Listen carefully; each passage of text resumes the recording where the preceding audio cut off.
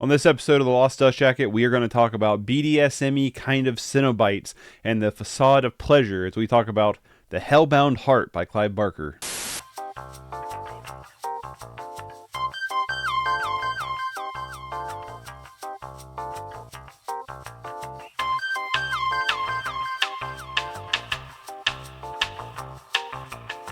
Welcome everybody to the Lost Dust Jacket. This is a new series on my channel where I'm just going to be talking about like books, manga, comic books, audio books, anything that falls into like that literature kind of category. I love to read, I just don't do it very often, and when I do it, I'm very slow about it. But I thought, you know what, why not? As my dog brings in his toy chicken. This week we're going to talk about The Hellbound Heart by Clive Barker. This is a book I picked up.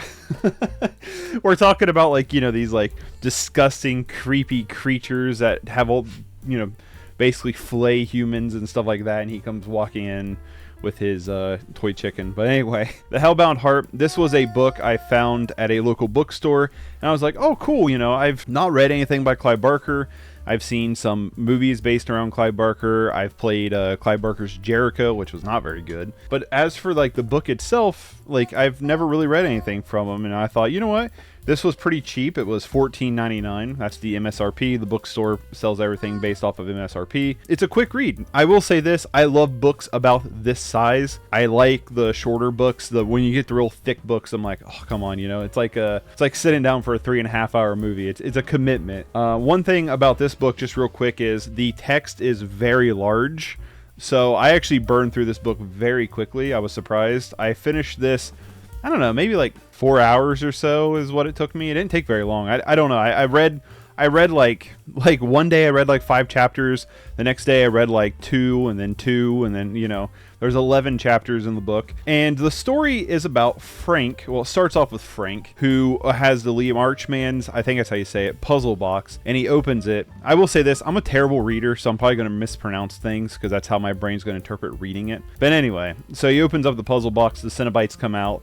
You know, he wants pleasure, divine pleasures that he's been told about the box, and guess what? Yeah, it's not really what he was thinking. So the Cenobites take him, and then we cut to Julia, Rory, and Kirsty, or Christy. No, it's Kirsty, right? Yeah, I think it's Kirsty. Who Rory and Julia are married, and Kirsty is just like a friend. And Rory is Frank's brother, and they move into like their childhood home, and Julia had a fling with Frank, and she starts to see like his apparition, and thus this whole Hellbound Heart kind of thing kind of starts to flourish. And you know what? I was really surprised going into this. I will say this, I'm not really going to compare it to the movies. I haven't seen the original Clive Barker movie in a long time, and I did watch the David Bruckner remake, reboot, whatever you want to call it, from a few years ago. I wasn't a huge fan of David Bruckner's, but I've always kind of like remembered the original like 80s one being like decent, but I haven't revisited. I've only seen that, and then the only other Hellraiser movie I've seen is, I think it's called like Revelations. I think it's what it's called, Hellraiser Revelations, and it was terrible. But outside of all of that, right, I don't really want to compare it to the movie, but I don't remember in the 80s movie how much screen time the Cenobites got. I just mainly remember the Cenobites because I think they're, you know, because they're so visually striking. But what I was really surprised is they're like barely in this. Like honestly, like they're in like only 2 chapters of the book. The first chapter and the last chapter, pretty much. And they don't get a lot of screen time, if you will. I was really surprised by that. I really was. They don't really go into much depth into describing the Cenobites. They don't really go into much depth of talking about the Cenobites, and it's mainly about Julia trying to reanimate Frank by I'm trying to figure out like how much spoiler territory you can kind of go into, but she discovers, you know, here's what I'll say is on the back of the book. Julia has discovered a way to bring Frank back. Through the price will be bloody and terrible, though the price will be bloody and terrible, and there will be certainly hell to pay. And so the entire movie is mainly this, and it's kind of focusing around like Rory and Julia's relationship. Julia kind of being the main character of the movie, of the book. That's the brain I'm in. You know, I was really surprised by that. I mean, that's most of the book. Now this is like 160 some pages, 164 pages, and with that big text, I mean, like I said, I churn through this thing really, really quickly. It's a very fast read. The book itself is incredibly fast paced. It just kind of like whizzes by as you read it. It's very easy to read in that sense of like, it just has a really nice consistent pacing throughout the thing. I was just surprised as I read it how kind of dialed back this book is, because like there's some really crazy, like fantastical things happening in here, but it's almost more on the edge of the story rather than it being the story itself. And that was really surprising. There is some really good like visualization. The way that Clive Barker kind of writes out some of the scenes and the characters, it's very easy to visualize what is going on and kind of what they look like, which is nice. You can really kind of dive into this world of the Hellraisers, if you will. I am curious, like, Hellbound Heart is a pretty cool title, so I wonder where like Hellraiser came from. Now my bookstore does have a couple more Clive Barker books that I might end up checking out at some point.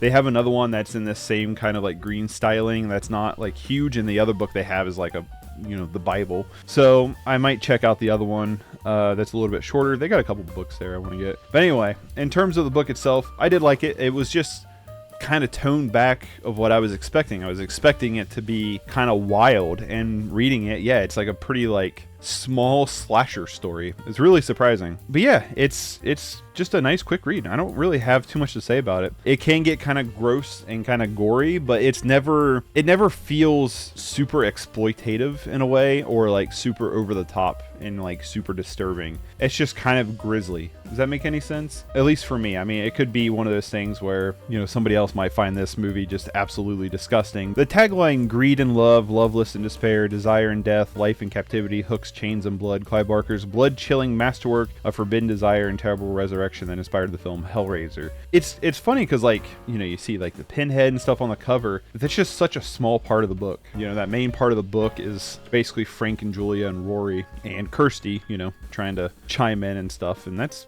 pretty much it. It's a very small story, which was surprising. I mean, most of the story is just in one house too, you know, it's like a small location too. But yeah, it's good. I don't have a whole lot to say about this. I will say, you know, when I talk about movies and stuff, I always give a number rating, and I'm going to continue doing that with movies, a 1 to 10 with a half step in there. But for books, I think I want to keep this very simple and just say whether or not I recommend the book. Do I recommend it or don't I recommend it? You know what I mean? So I think that's what I'm going to do, and I would recommend the Hellbound Heart. I'm a huge fan of horror and sci-fi, especially when it comes to like books. I feel like, you know, you have a lot more creative liberty when it comes to, you know, writing instead of like, you know, the restrictions of filmmaking in a way. Yeah, I would recommend this. I enjoyed it. It's a really quick read. It's a pretty small self-contained story. There are some good moments. The characters are great. They feel really developed out. The relationship between Rory and Julia feel very fleshed out in a way. Yeah, it was just very easy to get into the characters, very easy to get in the story. I liked a lot of Clive Barker's visualizations of how he writes, of, you know, you can really clearly see what's going on as you're reading it. It's a nice little quick story that inspired the Hellraiser movies, and I would recommend it. Now, I'm just going to say this right at the end of this. I don't know how often these episodes are going to come out. Obviously, when I go to read, I'm very slow when it comes to reading, so it's just going to kind of come when they come. But I just wanted to have a series where I can just kind of talk about my other hobbies and stuff. And one of them is that I've been getting into recently more heavily is reading. You know, I've burned through a ton of audiobooks at work and stuff like that. So I thought it'd just be kind of fun to, you know, talk about this kind of stuff and just make a simple video. I'm not going to do any like super elaborate editing or anything like that. Just something pretty simple and straightforward, and I hope you enjoy it, and I hope you'll enjoy the next episode whenever it comes out. But yeah, if you want to subscribe, become a patron, become a member, join our Discord, follow me on Twitch for all my gaming stuff, my gaming channel, any of that stuff, it's all linked in the description down below, and I will see y'all next time. Take it easy. Peace.